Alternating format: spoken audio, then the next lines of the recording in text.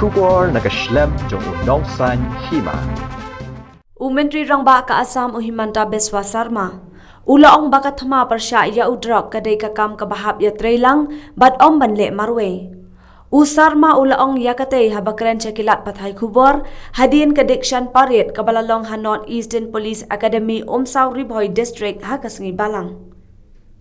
Sarma ulaong yadon lang hakashatri bante lakam yakajingkan rai udrong. Kalau don lupa ke Ïatreilang hapadeng barok ki kenhuan pulen hapo kathan chatai lam mingi. Ulaya thuru babun sien la juyo kem yakatu kat ni kinong khayidrong kumju yabun ba ki Drok na ki banta bapher jong ka jilla. Teng kini ki jingtip ki juwan na ki para jilla kathan chatai lam mingi. Kumta ka Thma Pyrshah Drok kadai ka kam ka bahap Ïatreilang bad ka banle marwe. We are under the umbrella of National Drugs Control effort. There is already a coordinated effort among the all police forces in the northeastern region. Many a times we actually nab some drug peddlers or seize huge quantity of drugs.